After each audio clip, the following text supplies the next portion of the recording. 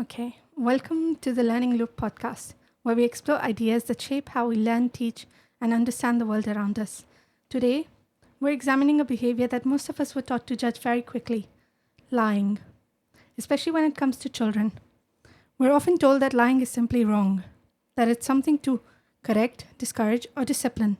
But what if childhood lying, especially, is more complex than that? Lying, or childhood lying more specifically, is more complex than that. What if it can signal cognitive development, social awareness, or even a response to authority?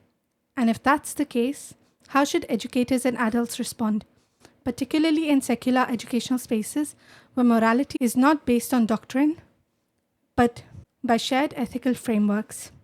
To explore this, I'm joined by Dr. Wendy Lee, a lecturer in early childhood teaching, and together we'll unpack lying not just as a misbehavior, but as a developmental, social, and moral phenomenon.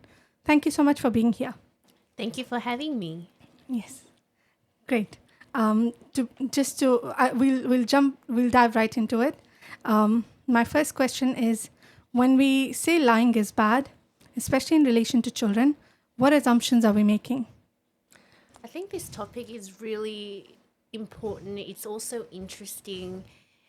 Even though we'll be talking about the early childhood years today in regards to moral development, social development, emotional development, because inherently lying, or the topic of lying, and I use that with quotation marks, lying is it's a relational developmental milestone.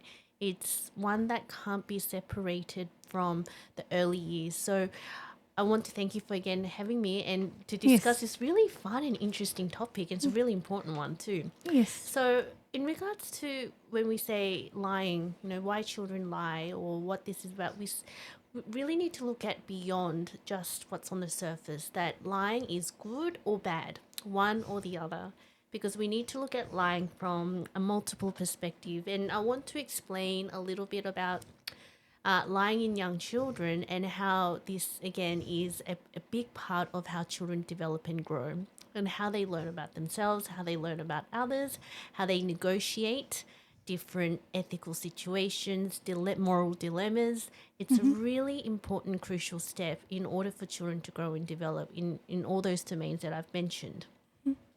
So I want to first talk a little bit about why lying is bad is, rather than seeing this as some moral shortcut, it should be seen as more of a developmental explanation as to how children grow and develop. Lying, believe it or not, is evidence that children are growing well in their cognitive development. And just to give you a bit of a heads up, and Amina, you learned this in my child development unit. Yes. Today I'm going to use the term cognitive development as an overarching or as a umbrella term for the many, many different milestones that fall under cognitive development. Okay. But within that growth, I want to also talk about why children lying shouldn't be seen as a bad thing, Okay. especially in the early years. So when children lie, it's children experimenting with different language, with their reality, their perception, not deception, perception, how they interpret their social engagements, their environments. If we look at how when a child engages in pretend play, for example, pretends to be a dog. Ruff, ruff, look at me, I'm a dog. Or look, I'm a superhero, I can fly. Yeah. We don't say, don't lie, that's bad. Yeah. What do we say? We say, oh, wow, can I be a dog too? Well, I want to be a superhero with you. Let's go flying across the mountains together. And we support that. But when it comes to other type of lying, and this is where the blurred lines, I think, really happens with adults. Not necessarily just with educators, but with also parents. That lying can be both, again, I use this with quotation marks, lying can be both good and or bad, yes? So when children look at different ways to negotiate and to develop self-identity, they look at why they lie and how others lie and how they overcome that particular moral or ethical dilemma that they are experiencing. Lying is also very much intertwined or linked with the emergence of one's selfhood and autonomy and independence. Now, developmentalists will say children lie at various ages. I'd say from as young as a year and a half to 2 years of age, where especially from two, where children develop a lot of independence and autonomy, and they've developed what we call the theory of mind. Yeah.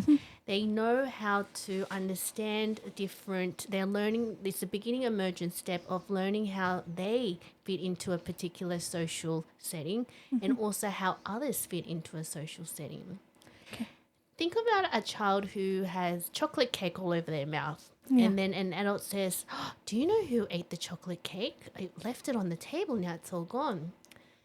But the child can't see that you can see the chocolate cake all over their face, and then says, "No, I'm not sure who ate it." Yeah? Yet the child has the chocolate cake, the evidence of having ate that cake. Yes. I'm just wondering. I am wondering. So you've touched on what age children begin to lie, and you have touched on the assumptions that we make when we say lying is bad, and you delved into the definition of lying is bad. You delved a little into the statement lying is bad, quote unquote. I am wondering whether we are talking about the same kind of lying in children as we do in adults. And you did specify, you did give an example about imaginative play and how children lie during play, which is not the same as when adults, but I would just like your thoughts on that. And I'm also wondering whether lying in childhood is are signs of, like, can they be signs of moral? They are assumed so in my culture, right? I grew up thinking that children shouldn't lie and it was a sign of moral failure. But I am wondering now, given all the research we have so far, what are your thoughts on that? Great question. So, in regards to your first question, there's research to show that children lie for different reasons. And some of those reasons could be due to a fear of embarrassment, which is a secondary emotion. So it's developed over time as they develop in all areas of the different domains. There could be a fear of also not embarrassment, but what the repercussions are. So children may lie for those reasons. But then we have what we call white lies. Yeah. And what research has shown is that especially girls are very good at white lies. For example, an adult might say, "How do I look in this dress or in these new pants?" Yeah. They might not necessarily like it, but in order to not hurt the other person's feelings, they say, "Oh, it looks nice. I like it." Yeah? Now, these are very developed emergent emotional development in regards to empathy, sympathy, self-actualization, self-reflection, because it's putting the other person's emotions ahead of theirs. And this lie, when we do a white lie, or when children say a white lie to another person, it's very different from an adult's perspective, because adults are very good at catching lies, aren't we? Especially with young children. But what I find really interesting is that adults will let that pass, and a bit like the pretend play, imaginative play example that I gave. Adults will engage in that quote unquote Lie. Yes. But when they do lying, such as the chocolate cake example I gave, or when a child, let's say, lies about hitting another child, we go straight to, and I think a lot of our adults, even as educators, can be guilty of doing this at least once, hopefully only once, is jumping to the conclusion that the child immediately did something bad, rather than negotiating or helping the child to understand that there won't be repercussions, but there'll be an opportunity for the child to understand the reason why they lied and why that becomes a problem. It is important to address it. And I think I get a lot of questions about what do we do when children lie. And I can talk about that in a moment, but I just want to address those two questions. Yes. And the second, would you mind repeating the second question? Yes, it was just about whether we should consider children lying as moral failure, but not... yes, I would like your thoughts on that. Yeah, and you know very well, and that we try not to try to deter away from the word, failure and incompetent or those types of more Yes. negative terms.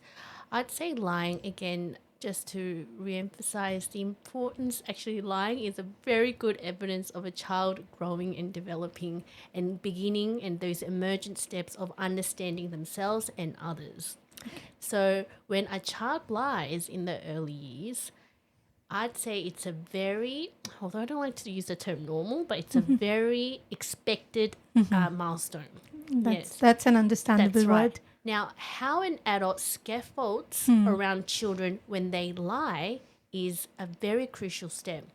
An adult who jumps to conclusions goes straight to punishment. And I know that we don't use that word, the P Yes. word, punishment, in Yes, early we childhood don't. education settings, Yes. but I'm talking more with with parents, yeah, and their children, and they give children time out or give children or they say no extra playtime for you or no second serving to the cake. Yeah, they're making the lie. They're actually, without realizing, they're emphasizing that lie is a really, really bad thing, and if I do it, then there'll be some sort of action that's a negative to me, the child. Yes, but rather we should be taking a different approach, the relational approach, yeah? And seeing how lying is one way of a child developing their agency, how they are resisting and learning how to negotiate all these different ways of negotiating with different others. Because remember, when you can have one set of morals and values with one group of children or one group of family, but have a completely different one, like the example that you gave with your background. Yes, yes. So every child comes in, especially in an early childhood service, they come in with a whole heap of different morals and values that they've learnt both directly and indirectly from their home setting, and now they're having to negotiate it with a whole bunch of other children who all came from different backgrounds also. Yes. And what I mean by backgrounds is not just cultural background, although that's an important one, but linguistic background, religious background, Yes. yeah, family structure, socioeconomic status, geographic location. So it's a really important, crucial step, especially in those first years of life where children are learning that lying has a multiple dimension and aspect, that it's not as crystal clear as good or bad, Okay. and that children are going to be supported. So I would really like to see, and I'm sorry if I'm jumping ahead That's all with right. some of Please these do. ideas, Please because do. You're doing great, and you're already touching on questions that I have that I won't great. repeat. Okay, excellent. So you're doing wonderfully. Okay, and Thank you so these, much. These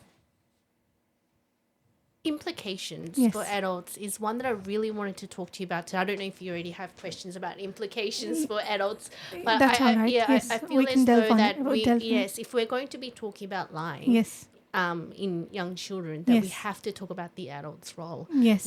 Yes. So specifically to that, you've already touched on many things already in this question, but and you've touched on how adults respond, how adults' responses shape children's relationship to truth, and what I heard was about moral failure, not to define it that way, not to even use the words such as failure and incompetence because they're not very strength-based terms. Absolutely And right. Yes. I also heard you say that it's all right and it's absolutely expected for children to lie when they're young, and by lying they don't. And I want your thoughts on this. So they're not really aware what it exactly is as well, right? And we as adults need to understand that. That's right? a really good point, Amina. So when children lie, it's a bit different to when adults lie. Yeah. Some similar, some overlap, like the white lie example, but children are not lying, especially in those first few years of life when they're like, there's, oh, I can say this, and then there's an outcome. They're looking at trial and error. They're also looking at impact or the outcome or how other people react to what they say and what they do, their actions.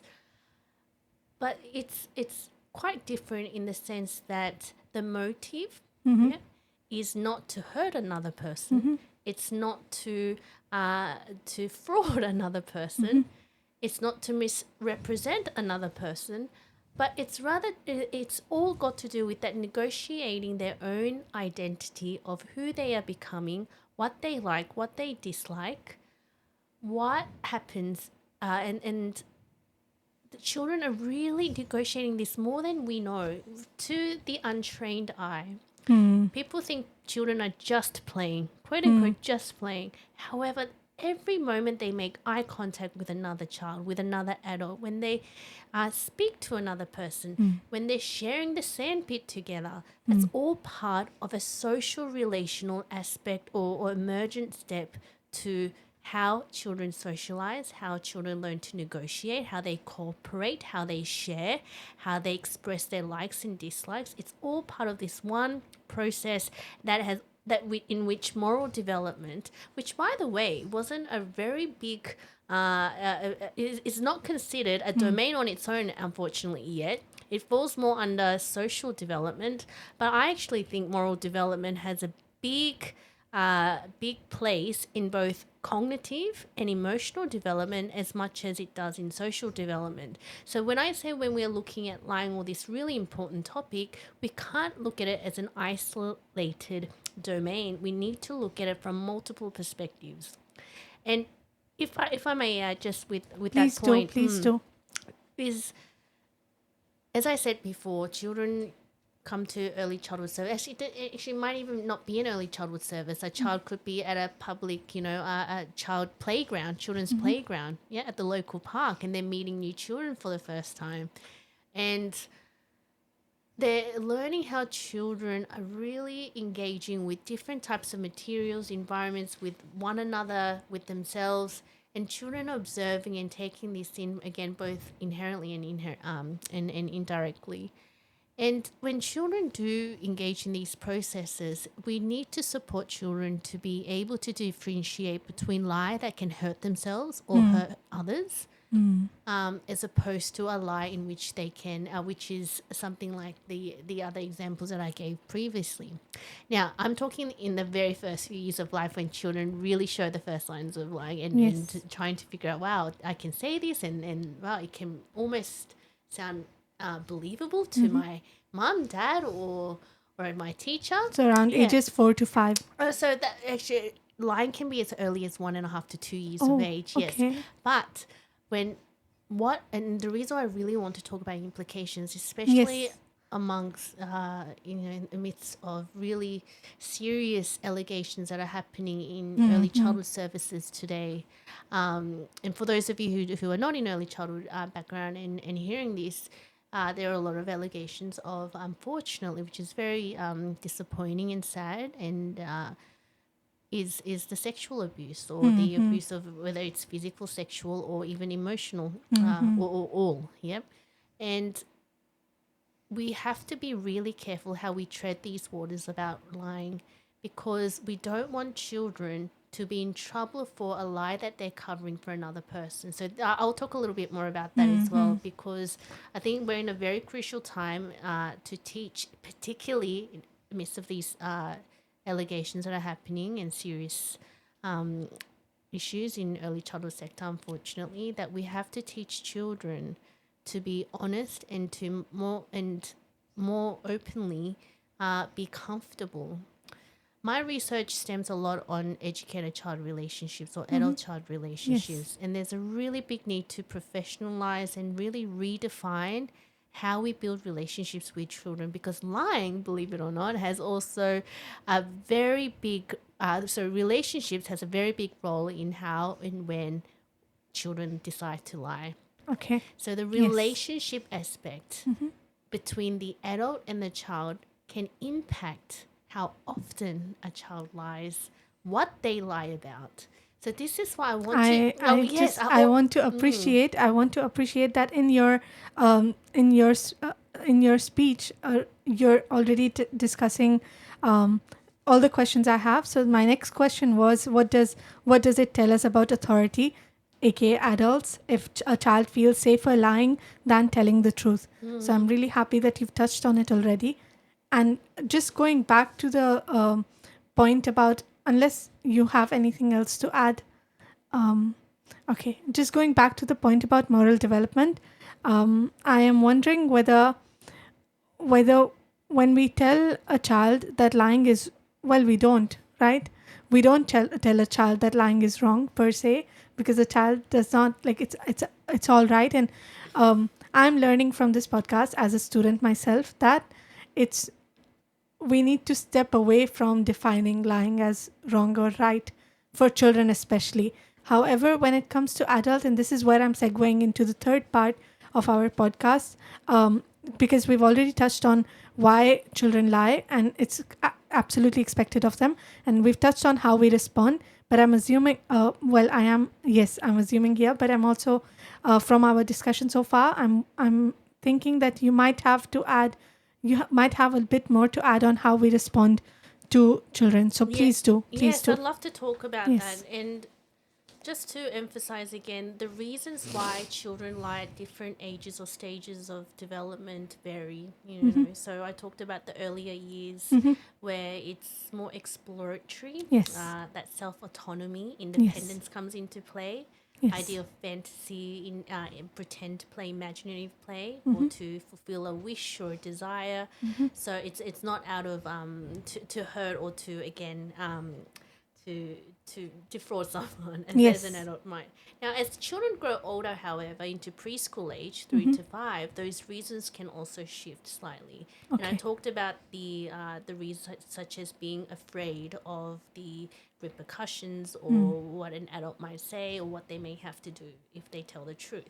So this is where the adult's role is so important, that we are not surveilling children, but we are rather supporting children during this very important stage. So what I also find is that adults tend to do a lot of over-interpretation when children lie, or they think it's the end of the world when a child lies. Yeah, oh, my child lied. Oh, my goodness, what am I going to do? I have a child that lies. But I like to try and shift that focus and say, okay, what can we do to support that child?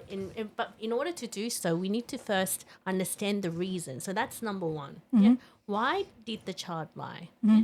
That's important to understand. As adults, we need to dig into the reason, Correct, dig yes. into the why behind the child's behavior. Yes, without probing or without without an accusatory tone, that is, in a very gentle way. And the way we talk to them, and even as adults, think about someone that you enjoy talking to, as opposed to someone you just completely don't enjoy the company of. What are the differences between the two people? Children are more likely to be open and honest to adults whom they trust, they feel secure, one who won't be judgmental, and one who will help. And children actually will respond better when they are scaffolded in the right way. Now, remember, we're talking about early years, so don't expect if you think one time will fix or it will prevent future lying. That doesn't work. Like, it's a constant reinforcement. Yes, that's right. That's exactly right. You're reinforcing that positive, that's right, encouragement and supporting them over and over again. They will continue to lie, but this is where that trust aspect really comes into play. Oh, I know that my mum or my dad or my teacher will not respond in a way that's going to make me feel sad or scared, because when I open up to the reasons why, they'll help me understand that's the reason. And children can pick up on that very quickly. I also want to talk a little bit about the idea of perspective taking. So rather than getting an adult to, again, probe children as to why they lied, it's important to get the child to explain, and through open-ended questions. So rather than, you lied because you were scared of me, weren't you? But rather, how did that make you feel when you thought if you didn't lie, that you thought something was going to happen, and making that open for the child to explore. Another method I love to use in early childhood settings is using a puppet. So I'll do a puppet play or a told story using puppets, and I'll reenact a scenario. For example, Annie and Johnny and one child lied about a particular who had the bicycle first, yes, and I reenact that, but from a third person perspective and using different names, and it's very jarring in a very good way, seeing children watch that puppet and almost have this self-reflective moment. Oh, that scenario seems familiar. Yeah, but it's using someone. Oh, but it's someone else. It's using the Amina and Wendy. They don't feel attacked, but they That's understand what right. happened and Yes. what happened Yes. and what went on, and Exactly right. yes, And the and the children get to see implications. that from a third person perspective. When you see yourself in a third person perspective, Yes. that also brings a lot of great opportunities for children to self reflect as well. As long as it's done in a way that is, like you say, it's not attacking the child, it's not embarrassing the child, Yes. but it's done in a very carefully thought out way. Yes. Also, when we talk about with adults' role, we have to think about the questions that I asked. And like the question that I said was, the open-ended questions. Please don't use, statements like, you're a liar, yep, or why did you lie, yep, because we're immediately labeling what the child did as a lie, when in fact, as I said before, a lie can be for various reasons. Yep. Adults also lie for various reasons, and a lot of those reasons, and with children too, especially in the upper preschool years, 4 to 5 years, they want the other person to not feel embarrassed or feel scared, and they show a lot of empathy towards They're their developing friend. that sense of That's understanding right. about other people's feelings. Yes. And that's where, again, the example of, how do you like my dress? They don't like it, but they'll say, yeah, I like it. Yeah. Because they don't want the other person to feel That's bad. right. Yeah. It's a very different form of lie. But as I said before, there are some serious lies that do need to be addressed and must be addressed. Yep. And these need to be also done in a very caring way, but in a way that's also going to be emotionally relational to the child and relevant. Yeah. And that's a point that I really wanted to emphasize today. I also want to just add, with the adult's role in supporting children during this really significant phase in their development, is to ask or try to separate behavior from who the child is. Yes, who the child Yes, is. yes, So yes. their identity. I often hear, oh, that's the shy child. Oh, that child's really loud. Or that's the naughty child. Yep.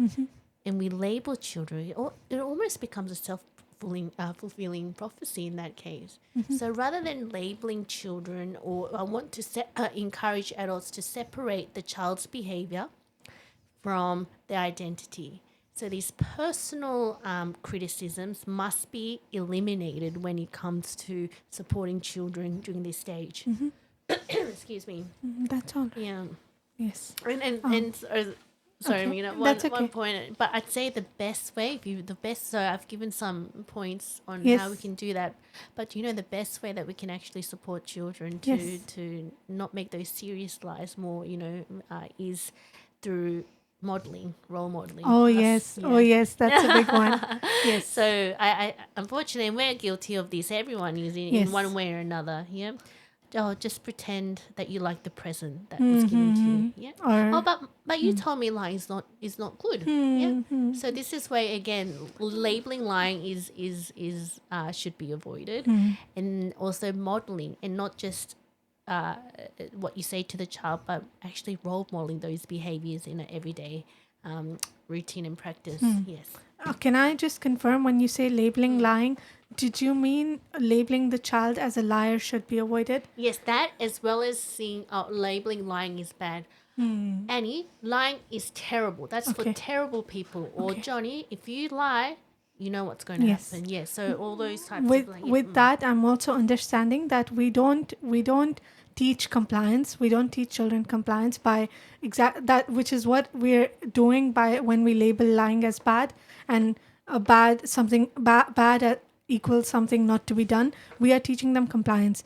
However, what we do, what Dr. Wendy as well is trying to direct us towards is, and she can correct me if I'm wrong, but what I think, what I've understood is developing it in children the sense of moral reasoning for themselves, and to see the implications of their actions when they get to that age. But before that, just it's all right not to judge them at all. Even it's all right to just let them be, let them play, let them learn and grow at their own paces. Yes, But yes, yes, and of course, I'm going to put a that little asterisk. yes. That's right, Amina. But the little asterisk I put in there is when more serious lies come in, yeah, and where a child is physically hurt, Yes. or I've heard a recent incident where a child said something that was quite nasty.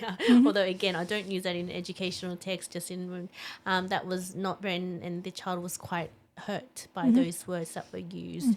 So those type of lies where the child denies having said that, those are types of lies where I'd encourage immediate intervention. Yep.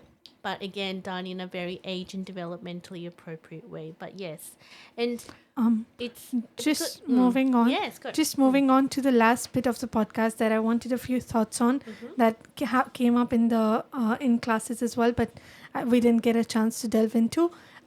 Just and the third part. That's the third part of this podcast as well, which is who defines the moral framework behind adults' understanding of right and wrong.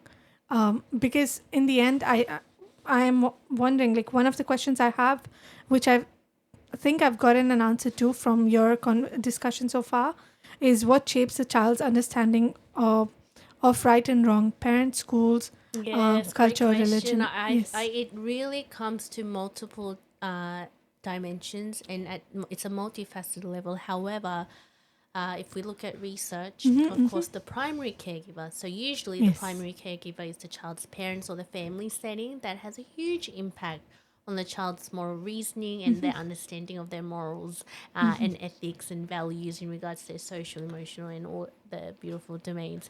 However, the educational setting also helps to shape that greatly. Sometimes, I mean, most times, I should say, for the good. Unfortunately, not always. Not Yes. always. So it's a really delicate balance between. So can you imagine a 2-year-old child Yes. attending an early childhood service for the first time, finding two completely different contexts, their home habitus, their educational habitus are now some are overlapping, but some are completely contradictory to each other's in what they value and what Yes. they should say. For example, hitting or kicking my big brother at home is acceptable. Why isn't it acceptable in the early childhood service?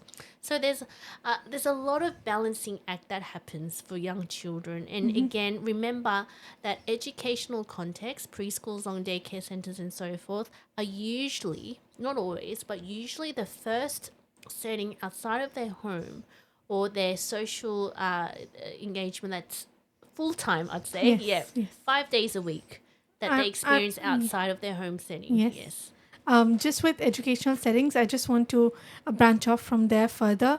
And I'm wondering, in the context of our university setting as well, as educations like preschool settings, early childhood settings, Yes. all school settings, educational settings, when we're taught to think a certain way or to think of things as, okay, this is how it's better to think, and this is, and I remember I've asked you this once before, and you mentioned that we follow research and but Up to date contemporary yes, research. exactly, Yes. exactly. But I'm wondering, what is that research based off of? Like, what moral framework is that research following? I think when we're looking at any type of development, so not just Yes, moral yes. development, we have to look at the child's immediate environment. So we look at the triad relationship between the child's home setting, the educational setting, and themselves. So you really can't isolate one or the other in order to Okay. understand how children develop. And just, if I may, just going back to a little bit about that multifaceted level, because I really like Yes. that question, what impacts children's development Yeah. is really greatly emphasized with, again, not only the immediate, the primary caregiver, but the secondary, which is the educators, but also outside of that, the community, access to resources, access to the library, playgrounds. Yeah. Yeah. Even beyond that, there's also, we look at the importance of even at a policy level, yeah, and legislations that dictate staff-child ratios, or how many, or what qualifications educators need to have. These are more indirect, but has an impact. Yeah. Yes. So this Impactful. is why. Yes, Sorry. indeed. Yeah. Impactful indeed. That's yes. right. So I really want to think see this process as honesty. Yeah. Yes. Is not always just good, and lying is not always just bad. Yes. So just dislabeling that and seeing this as a negotiated process that's based on trust, that's based on responsibility, because we can teach children about responsibility from a very young age, and how we can prioritize empathy and that self, and supporting children's self-identity. Yes. That beautifully brings us to the conclusion of this podcast, where we've explored that childhood lying isn't as simple as right or wrong. There are many implications, and it can there are many implications to the way adults respond to children's behavior, and that lying in children can signal cognitive growth, social awareness, and even emerging empathy, depending on context. Perhaps the most important question isn't why children lie, but how we respond when they do. Thank you, Dr. Wendy, for such a thoughtful and nuanced conversation. And thank you to everyone for listening. We have many exciting topics coming up in the future of the Learning Loop podcast. So stay tuned. Until next time, keep questioning, keep reflecting, and keep learning. Thank you very much.